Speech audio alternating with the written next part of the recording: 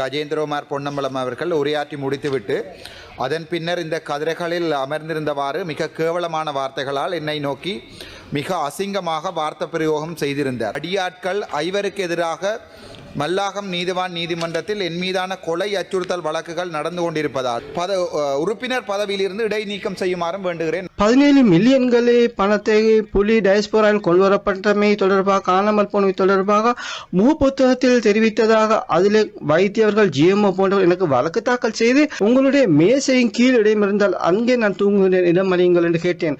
அந்த அளவுதான் வவுனியா சிறைச்சாலை காணப்பட்டது. ஒரு தடுப்பு முகாமாகவும் புலி இருந்த காலப்பகுதியில் தடுப்பு முகாம் இருந்த காலப்பகுதியில் சிறைச்சாலை காணப்படுகின்றன. என்னுடைய குடும்பாங்கத்தவர்கள் இரவிலே உணவை கொண்டு கொடுப்பார்கள். எனக்கு வந்த ரத்தம் உனக்கு வந்த தக்காளி சட்னி என்று சொல்ற மாதிரி ஒரு கதையைத்தான் இப்போது இங்கு பேசுபவர்கள் சொல்லிக் கொண்டிருக்கின்றார்.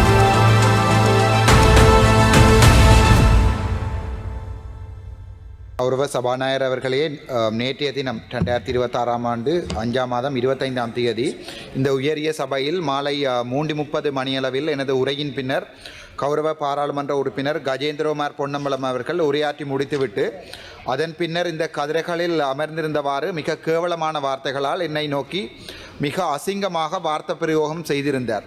இந்த வார்த்தை பிரயோகங்களானது பாராளுமன்றத்தில் உள்ளே இருக்கும் கேமராக்களிலும் பதிவு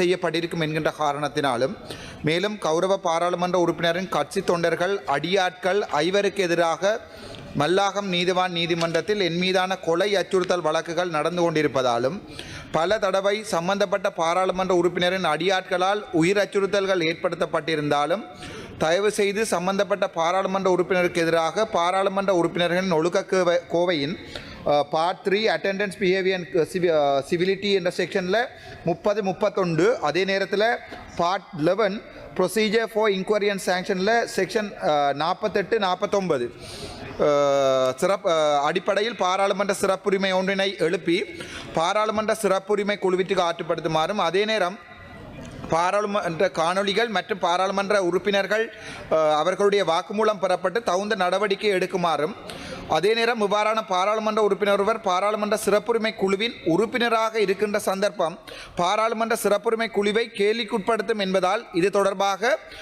கௌரவ பாராளுமன்ற உறுப்பினர் கஜேந்திரகுமார் பொன்னம்பலம் அவர்களை பொறுப்புள்ள அரசாங்கமாக கௌரவ சபாநாயகர் அவர்களை இந்த விசாரணைகள் முடியும் வரை சம்பந்தப்பட்ட பாராளுமன்ற உறுப்பினரின் பிரிவிலேஜ் கமிட்டியிலிருந்து உறுப்பினர் பதவியிலிருந்து இடைநீக்கம் செய்யுமாறும் வேண்டுகிறேன். வவுனியா சிறைச்சாலையில் அடைக்கப்பட்டேன். பின்னராக சாவகச்சேர் வைத்தியசாலையிலே 17 மில்லியன்களே பணத்தை புலி டயஸ்போராவில் கொண்டுவரப்பட்டமை தொடர்பாக காணாமல் போனவை தொடர்பாக முகப்புத்தகத்தில் தெரிவித்ததாக அதில் வைத்தியர்கள் ஜிஎம்ஓ போன்றவர் எனக்கு வழக்கு தாக்கல் செய்து 14 நாட்கள் என்ன அடைக்கப்பட்டேன். அதன் பின்னர் நான் கோரினேன் என்னவென்றால் பாதுகாப்பை வழங்குமாறு கோரினேன். அதற்கும் வழங்க முடியாமல் போனது. உங்களுக்கு சுடுகலன் வழங்க சொன்னார்கள், அதையும் எடுத்துக்கொண்டார்கள். இறுதியிலே என்னுடைய அடியாட்கள் எனக்கு கல்லியால் தாக்கினார்கள். அப்போது நான் சுடுகாலை எடுத்தேன். அதன் பின்னரும் சிறையில் அடைக்கப்பட்டேன். சிந்தித்து பாருங்கள், எப்படியான காலப்பகுதியில் இன்று வரையிலும் நான் பெரிய சபாநாயகர் அவர்களே நான் 2016ஆம் ஆண்டில் தொடக்கம் நான் வைத்தியராக இருந்திருக்கின்றேன். இவ்வளவு காலப்பகுதியில் ஒரு வழக்கு கூட எனக்கு இருக்கவில்லை. 2024 ஆகஸ்ட் மாதம் நான் சிறையில் அடைக்கப்பட்டேன். தொடர்ச்சியாக எனக்கு எதிராக வழக்குகள் தாக்கல் செய்யப்பட்டிருக்கின்றன. தற்போது நான் பார்க்கின்றேன் என்னவென்றால் எந்த ஒரு நீதிமன்றத்தால் குற்றவாளியாக நிரூபிக்கப்படவில்லை. இருந்த போதிலும் சிந்தித்து பாருங்கள், நீர்கொழும்பில் நான் அந்த சம்பவத்தை நான் கொலை செய்யப்பட்டால் என்னுடைய வீட்டில் இருக்கின்றவர்கள் யார் பொறுப்பு கூறுவது? யார் என்னுடைய குடும்பத்தை பாதுகாப்பது? நான் சிறையில் அடைக்கப்பட்டிருக்கின்றேன். எனக்கு அனைத்து வழக்குகளும் அகற்றப்பட்டு வருகின்றன. அவ்வாறு வழக்கு இல்லாமல் செய்யும் போது நான் 23 நாட்கள் சிறையில் யார் அதனை பொறுப்பேற்பார்கள்? சிறையில் அடைக்கப்பட்டதற்கு நான் இது தொடர்பாக இதை நான் தியாகம் செய்திருக்கின்றேன்.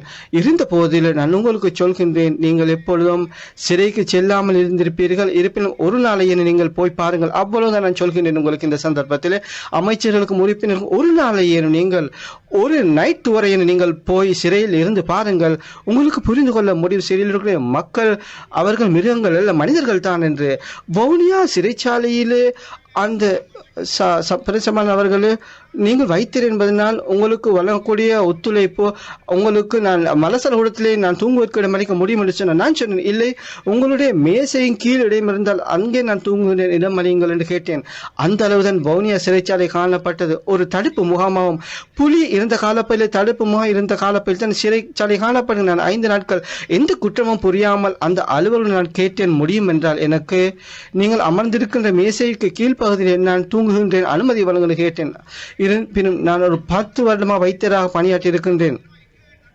சிங்கள பிரதேசத்திலும் பணியாற்றி இருக்கின்றேன். நான் எந்த குற்றமும் விளைவிக்கவில்லை. நான் அரசியலுக்கு வந்தன் காரணமாக நான் பார்த்து கொண்டு யாராவது எங்களுக்கு வழக்கு தாக்கல் செய்ய போகிறதோ தெரியாது. இருந்த போதிலும் இதுதான் உண்மையான நிலைப்பாடு இருக்கின்றது. உங்களுக்கு மனச்சாட்சி இருந்தால் ஒரு நாளையும் நீங்கள் சுனில் வட்டக்கர கௌரவ அமைச்சர் அவர்கள் நீங்கள் ஒரு நாளைக்கே போய் தங்கி பாருங்கள். நான் அதிகமாக கேட்கவில்லை.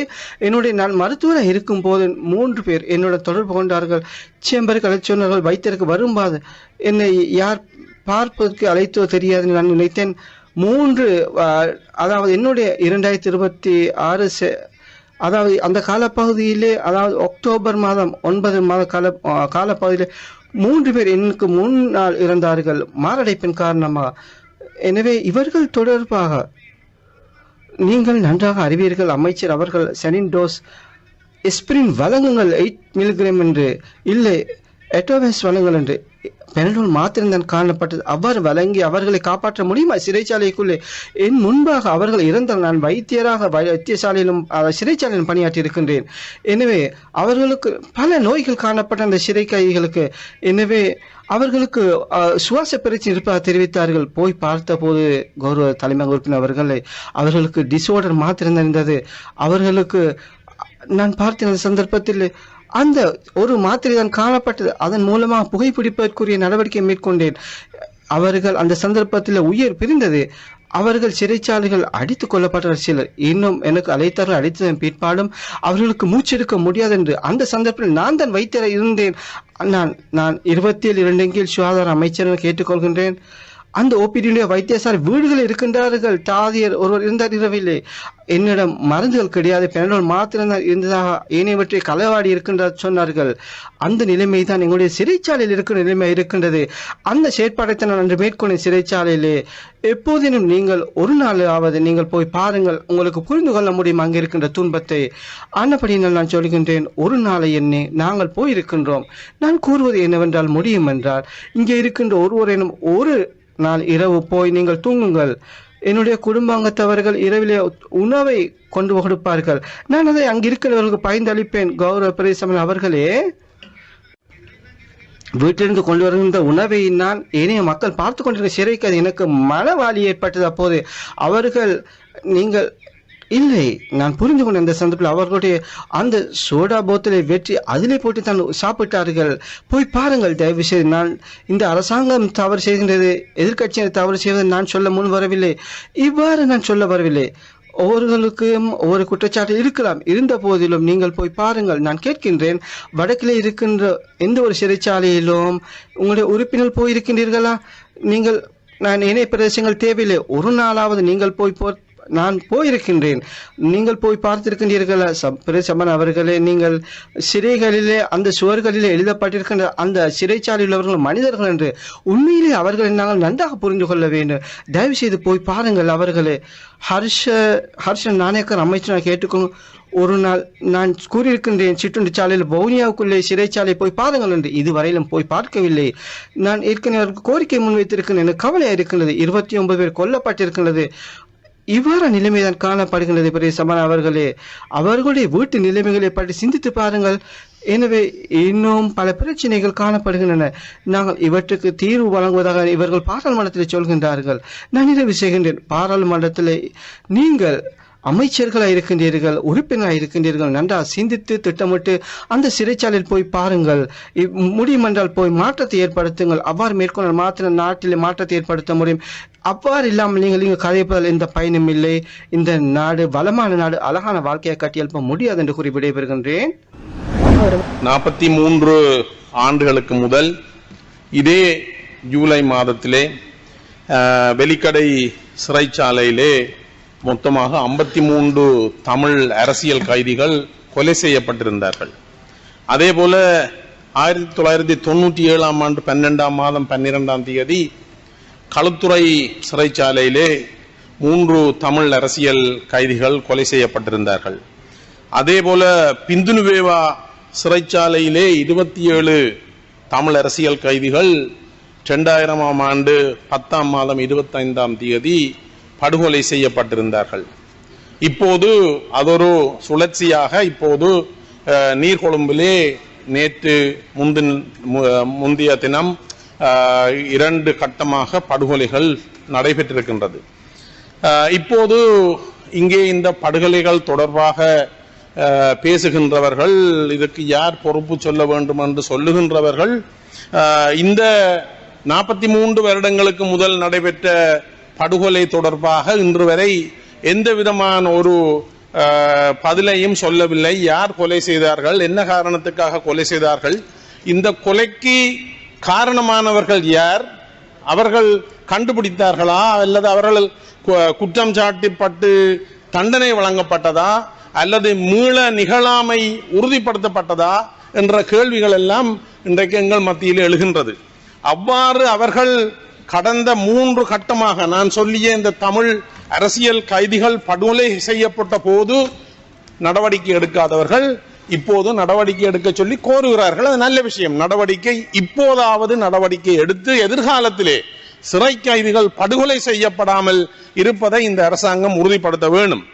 இப்போது பார்த்தால் எனக்கு வந்த இரத்தம் உனக்கு வந்த தக்காளி சட்னி என்று சொல்ற மாதிரி ஒரு கதையைத்தான் இப்போது இங்கு பேசுபவர்கள் சொல்லிக் கொண்டிருக்கின்றார்கள். நான் இப்போது இந்த இன்றைய விவாதத்திற்கு வருகிறேன். தொல்லியல் திணைக்களம் தொடர்பான இந்த சட்ட மூலத்திலே திருத்தம் கொண்டு வரப்பட்டிருக்கிறது. இந்த திருத்தம் என்பது தொல்லியல் திணைக்களத்தின் ஊடாக கிடைக்கின்ற, அது சட்ட ரீதியாக வழக்கு தாக்கல் செய்யும் போது அல்லது வேறு விதமாக தொல்லியல் திணைக்களத்துக்கு வருகின்ற வருமானத்தை அங்கு அந்த வருமானத்தை ஏற்படுத்துவதற்கு காரணமாக இருந்தவர்களுக்கு ஒரு உதவி செய்வதற்காக இந்த பணத்தின் 80% அந்த அவர்களுக்கு கொடுக்கலாம் என்ற ஒரு யோசனை திருத்தமாக இங்கு முன்வைக்கப்பட்டிருக்கிறது. ஆனால் தொல்பொருள் திணைக்களம் என்பது தமிழ் பேசுகின்ற எங்களை பொறுத்தவரையிலே வன ஜீவராசிகள் திணைக்களம், வனவள திணைக்களம், தொல்பொருள் திணைக்களம், இந்த திணைக்களங்கள் எங்களுடைய மக்களுடைய காணிகளை கபலீகரம் செய்கின்ற திணைக்களங்களாகத்தான் தமிழ் பேசுகின்ற மக்கள் பார்க்கிறார்கள். அதற்கு காரணம் உண்டு. ஏனென்றால் வரலாறிலே இவ்வளவு காலமும் கடந்த காலத்திலே ஏன் இன்று கூட எங்களுடைய மக்களுடைய காணிகளை அபகரிப்பதற்கு பயன்படுத்தப்படுகின்ற முக்கிய கருவிகளாக இந்த திணைக்களங்கள் இருக்கின்றது. இந்த திணைக்களம், தொல்லியல் திணைக்களம் என்பது முழு நாட்டுக்குமான ஒரு திணைக்களம். இது ஒரு குறிப்பிட்ட இனத்துக்கோ அல்லது ஒரு குறிப்பிட்ட மதத்துக்கோ சொந்தமான திணைக்களம் அல்ல. ஆனால் இந்த சட்ட திருத்தத்தை நாங்கள் வரவேற்கிறோம். இருந்தாலும் இந்த சட்டத்திலே இன்னும் பல திருத்தங்கள் செய்யப்பட வேண்டும். இன்றைக்கு தொல்லியல் திணைக்களத்தினுடைய லோகோ சின்னத்தை பார்த்தீர்கள் என்று சொன்னால் அங்கு ஒரு விகாரை இருக்கின்றது. அது விகாரை தான் அவருடைய சின்னமாக இருக்கின்றது. ஆகவே இவ்வாறான இந்த நாட்டிலே யுத்தம் நடைபெற்று முடிந்து ஒரு நல்ல ஆட்சி மக்களுக்கு இடையில ஒற்றுமை வர வேணுமாக இருந்தால் இந்த அடிப்படை அம்சங்களையும் கௌரவ அமைச்சர் அவர்கள் இங்கு இல்லாவிட்டாலும் நீங்கள் பார்த்துக் கொள்ள வேண்டும் என்று நான் இதில் தாழ்மையாக கேட்டுக்கொள்கிறேன். மற்றது தொல்லியல் திணைக்களத்தினுடைய சட்டம் என்பது மிகவும் வலுவான ஒரு சட்டம். இந்த தொல்லியல் திணைக்களத்தினுடைய விதிமுறைகளை மீறினார்கள் என்ற குற்றச்சாட்டிலே ஒருவரை கைது செய்தால் பிணை கூட வழங்க முடியாத ஒரு மிகவும் இறுக்கமான சட்டமாக இருக்கிறது. ஆகவே இந்த தொல்லியல் சட்டம் பல வகைகளில் திருத்தப்பட வேண்டும். அதை நிவர்த்தி செய்ய வேண்டிய பாரிய பொறுப்பு இந்த அரசாங்கத்துக்கு இருக்கிறது. உதாரணத்துக்கு நான் சொல்ல போனால் இந்த சட்டங்கள் ஒரு பகுதி மக்களுக்கானதாக கருதுவதற்கு சில உதாரணங்களை சொல்லலாம். உதாரணத்துக்கு நீங்கள் எடுத்துக்கொண்டால் முல்லைத்தீவு மாவட்டத்திலே தொல்லியல் திணைக்களம் அங்கிருக்கின்ற அந்த குருந்தூர் மலை தொடர்பான பிரச்சனை உங்களுக்கு தெரியும். இந்த குருந்தூர் மலை தொடர்பான பிரச்சனையை நீதிமன்றத்திலே விசாரித்த நீதிபதி இந்த நாட்டிலே கடந்த காலத்தில் வாழ முடியாத அச்சத்திலே இந்த நாட்டை விட்டு தப்பி ஓடினார். அதை நீங்கள் கேள்விப்பட்டிருப்பீர்கள். ஆகவே இந்த தொல்லியல் குழுக்கு மதவாதமும் இனவாதமும் அரசியலும் மிகவும் மோசமாக கலந்திருக்கிறது என்பதை இந்த சபையிலே நான் விரும்புகிறேன். அமைச்சர் அவர்கள் உங்களுக்கு 2 நிமிடங்கள் உள்ளன. இருந்தாலும் மிகவும் முக்கியமான ஒரு விடயம், இந்த 1998ஆம் ஆண்டு மேற்கொள்ளப்பட்ட திருத்தத்திலே பிரிவு 16 திருத்தப்பட்ட போது தொல்லியல் அல்லது தொன்மை என்பதற்குரிய வரைவிலக்கணமாக 1812ஆம் ஆண்டுக்கு முற்பட்ட பொருட்கள் தொல்லியல் சார்ந்தவை என்ற வரைவிலக்கணம் இருந்தது. ஆனால் 98ஆம் ஆண்டு திருத்தத்திலே தொன்மை என்பதன் வரைவிலக்கணமாக 100 ஆண்டுகளுக்கு குறையாத கால பகுதி ஒன்றுக்குள் இருந்திருக்கின்ற அல்லது அவ்வாறு இருப்பதாக நம்பப்படுகின்ற சின்னம். அது யார் அதை டிசைட் பண்றது? மினிஸ்டர். இது 100 ஆண்டுகளுக்கு பழமை வாய்ந்தது என்று மினிஸ்டர் யோசித்தால் எந்த ஒரு பொருளையும், அது கட்டிடமாக இருக்கலாம், நிலமாக இருக்கலாம், ஏன் மரமாக கூட இருக்கலாம். இலங்கையில் மாத்திரம்தான் மரத்தை தொல்பொருள் சின்னமாக அறிவிக்கின்ற ஒரு பழக்கம் இருக்கிறது. அதனுடைய உள்நோக்கம் எல்லாருக்கும் தெரியும். ஆனால் இந்த 100 வயது, இந்த 98ஆம் ஆண்டு திருத்தத்தின்படி 100 வயதுக்கு மேற்பட்ட வீதியோரத்திலே அந்நிய ஆட்சியாளர்களால் நடப்பட்ட மரங்கள் எந்த விதமான கவனிப்புமின்றி வெட்டி சாய்க்கப்படுகின்றது. ஆகவே நாங்கள் இது ஒரு நாட்டுக்கான சட்டமாக நாங்கள் பார்க்க வேண்டும். அதே போல இந்த தொல்லியல் திணைக்களத்தினுடைய மிகவும் பலமான சில விஷயங்கள், உதாரணத்துக்கு அந்த பிரிவு 17 மரத்தை பற்றி நான் ஏற்கனவே சொன்னேன். பல திருத்தங்கள், சுட்டிக்காட்டப்படக்கூடிய திருத்தங்கள். அதே போல இந்த சட்டத்தினுடைய பிரிவு 43 எடுத்து பார்த்தீங்கள் என்றால் அந்த 43ஆம் பிரிவிலே சொல்லப்படுகின்ற மிகவும் முக்கியமான ஒரு விஷயம் இருக்கிறது. என்னன்னு சொன்னால் டாக்டர் பி சத்யலிங்கம், ஒரு நிமிடம். சத்தியலிங்கம் அவர்களே, உங்களுக்கு இன்னும் உங்களுடைய நேரம் முடிவடைந்துள்ளது. இருக்காத ஒரு மாவட்டத்திலே இந்த ஆணையாளரானவர் அரசாங்க அதிபரையோ அல்லது பிரதேச செயலாளரையோ அல்லது தன்னுடைய திணைக்களத்தை சேர்ந்த ஒருவரையோ தன்னுடைய முகவராக நியமித்து இந்த நடவடிக்கைகளை மேற்கொள்ளலாம். ஆனால் 43ஆம் பிரிவினுடைய 1C சொல்லுகிறது, ஒரு தனிநபரை கூட, அரசாங்கத்துக்கு வேலை பார்க்கின்ற இல்லாத ஒரு தனிநபரை கூட ஒரு தொல்லியல் சக்தி வாய்ந்தவராக நியமிக்கலாம்.